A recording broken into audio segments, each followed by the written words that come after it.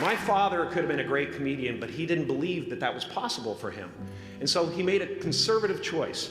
Instead, he got a safe job as an accountant. And when I was 12 years old, he was let go from that safe job. And our family had to do whatever we could to survive.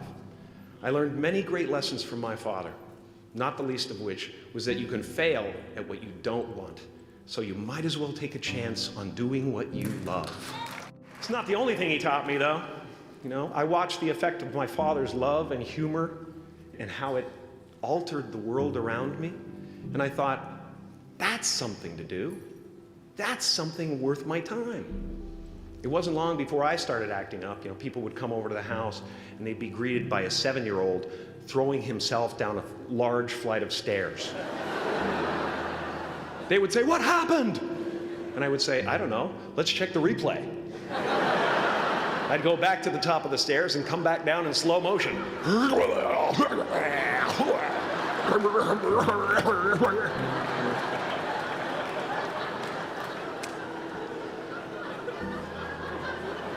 It was a very strange household. My father used to brag that I wasn't a ham, I was the whole pig. And he treated my talent as if it was his second chance. When I was about 28, after a decade as a professional comedian, I realized one night in LA that the purpose of my life had always been to free people from concern, just like my dad. And when I realized this, I dubbed my new devotion the Church of Freedom from Concern. The Church of FFC. And I dedicated myself to that ministry. What's yours? How will you serve the world? What do they need that your talent can provide? That's all you have to figure out. As someone who's done what you're about to go and do, I can tell you from experience, the effect you have on others is the most valuable currency there is. Because everything you gain in life will rot and fall apart, and all that will be left of you is what was in your heart. My choosing to free people from concern got me to the top of a mountain. Look where I am. Look what I get to do. Everywhere I go.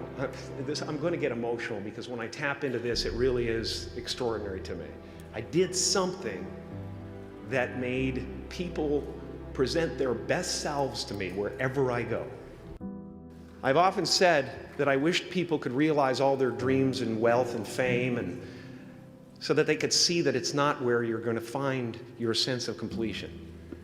Like many of you, I was concerned about going out into the world and doing something bigger than myself, until someone smarter than myself made me realize that there is nothing bigger than myself. Because life doesn't happen to you, it happens for you. How do I know this? I don't, but I'm making sound, and that's the important thing. That's what I'm here to do. Sometimes I think that's the only thing that's important, really, you know? It's just letting each other know we're here, reminding each other that we're part of a larger self. Your job is not to figure out how it's going to happen for you, but to open the door in your head. And when the door opens in real life, just walk through it. And don't worry if you miss your cue, because there's always doors opening. They keep opening. And when I say life doesn't happen to you, it happens for you, I really don't know if that's true. I'm just making a conscious choice to perceive challenges as something beneficial so that I can deal with them in the most productive way. You'll come up with your own style. That's part of the fun. Oh, and why not take a chance on faith as well? Not religion, but faith. Not hope, but faith. I don't believe in hope. Hope is a beggar. Hope walks through the fire and faith leaps over it. Then I learned that everything outside the vehicle was part of me too. And now I drive a convertible. You are the vanguard of knowledge and consciousness, a new wave in a vast ocean of possibilities. On the other side of that door, there's a world starving for new ideas, new leadership. I've been out there for 30 years. She's a wildcat. Oh, she'll rub up against your leg and purr until you pick her up and start petting her, and then out of nowhere she'll swat you in the face. Now, fear is going to be a player in your life, but you get to decide how much. You can spend your whole life imagining ghosts, worrying about the pathway to the future, but all there will ever be is what's happening here, and the decisions we make in this moment, which are based in either love or fear. So many of us choose our path out of fear disguised as practicality. What we really want seems impossibly out of reach and ridiculous to expect, so we never dare to ask the universe for it. I'm saying I'm the proof that you can ask the universe for it. Please.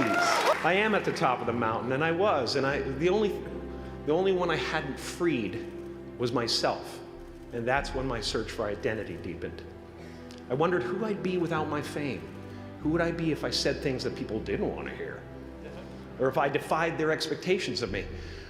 And that peace that we're after lies somewhere beyond personality, beyond the perception of others, beyond invention and disguise, even beyond effort itself. You can join the game, fight the wars, play with form all you want, but to find real peace, you have to let the armor go. Your need for acceptance can make you invisible in this world. Don't let anything stand in the way of the light that shines through this form. Risk being seen in all of your glory. My soul is not contained within the limits of my body. My body is contained within the limitlessness of my soul. Now I'm always at the beginning. I have a reset button, and I ride that button constantly. Once that button is functioning in your life, there's no story that the mind could create that will be as compelling. The imagination is always manufacturing scenarios, both good and bad, and the ego tries to keep you trapped in the multiplex of the mind. Our eyes are not viewers, they're also projectors that are running a second story over the picture that we see in front of us all the time. Fear is writing that script, and the working title is, I'll Never Be Enough. I had a substitute teacher from Ireland in the 2nd grade that told my class during morning prayer that when she wants something, anything at all, she prays for it and promises something in return, and she always gets what she wants. Well, I'm sitting at the back of the classroom, thinking, wow, my family can't afford a bike, So I went home and I prayed for one. And I promised I would recite the rosary every night in exchange. Broke that promise. But 2 weeks later, I got home from school to find a brand new Mustang bike with a banana seat and Easy Rider handlebars. So that type of thing has been happening to me ever since. And as far as I can tell, it's just about letting the universe know what you want and working toward it while letting go of how it comes to pass. No matter what you gain, ego will not let you rest. It will tell you that you cannot stop until you've left an indelible mark on the earth, until you've achieved immortality. How tricky is this ego that it would tempt us with the promise of something we already possess? Relax and dream up a good life.